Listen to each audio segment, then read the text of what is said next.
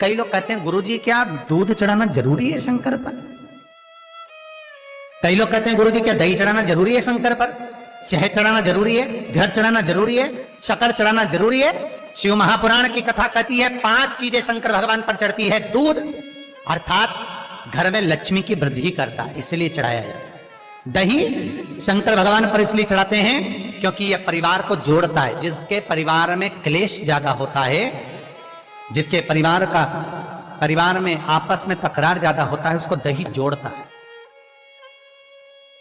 शहद घर में चिड़चिड़ प्रवृत्ति को समाप्त करता है। घी रोग को समाप्त करता है। शक्कर मिष्ठान घर में यदि लक्ष्मी आकर जा रही हो तो मिष्ठान समर्पित किया जाता है, इसलिए पंचामृत स्नान का भाव शिव महापुराण कहते हैं। पंचामृत स्नान भगवान इसलिए 5 चीजें शंकर को समर्पित हैं। दूध, दही, घृत, शहद, शक्कर अर्थात मिष्ठान। शक्कर से मूलतः यहां शिव महापुराण में शक्कर नहीं लिखी है, मिष्ठान। अब लोग शक्कर पीस कर अभिषेक करते हैं, परंतु मिष्ठान अर्थात गाय के दूध से निर्मित कोई मिठाई,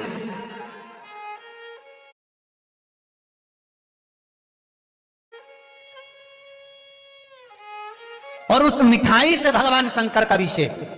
अब लोग भले शक्कर रखने लगे शंकर जी के अभिषेक में, पर यहां शक्कर नहीं लिखा है, यहां मिष्ठान।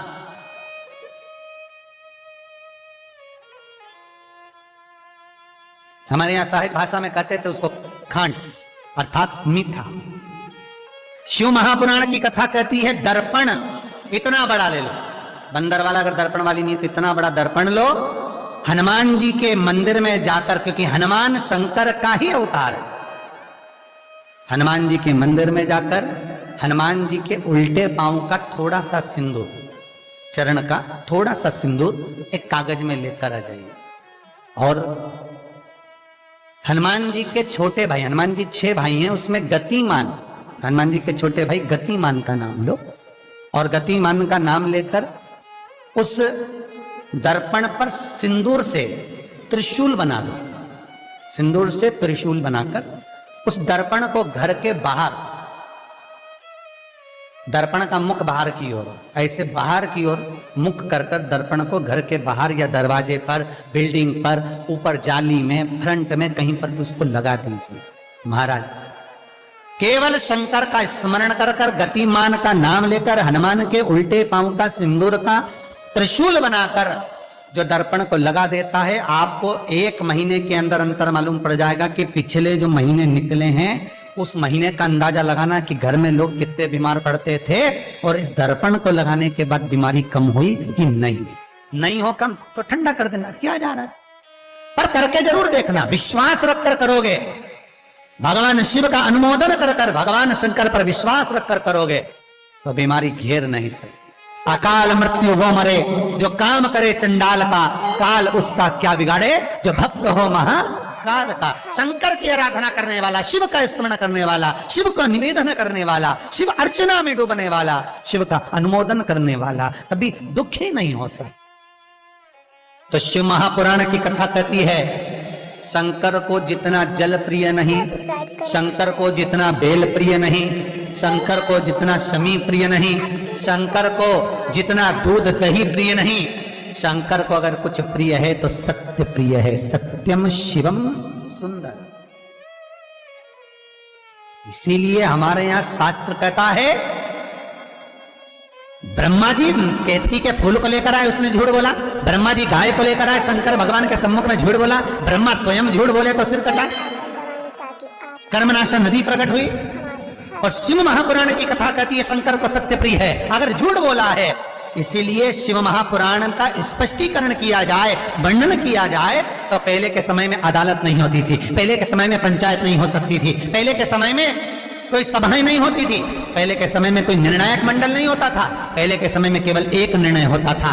गांव के लोग ले जाकर शंकर के मंदिर में खड़ा कर देते थे और कहते थे उठा गंगा जली, और कहते तूने ऐसा नहीं किया। गंगा जली उठाकर कह दे कि तूने ऐसा नहीं करा। क्यों गंगा जली उठवाते थे? क्योंकि लोगों ने शिव महापुराण सुन रखी थी। शिव महापुराण में श्री वेद व्यास जी वर्णन करते हैं कि शंकर के मंदिर में, शंकर के औतले पर, शंकर के मंदिर के अंदर, शिव की चौखट पर, शंकर के अनुमोदन में, शिव महापुराण के अंतर्गत शंकर के अनुमोदन में, शिव मंदिर में, शिव चौखट पर अगर कोई भूल से भी झूठ बोल देता है तो उसकी जिंदगी नरक जैसी निकलती है महाराज। इसीलिए कहते तो उठा गंगा जली और कह दे तूने ऐसा नहीं उठा, बोल दे।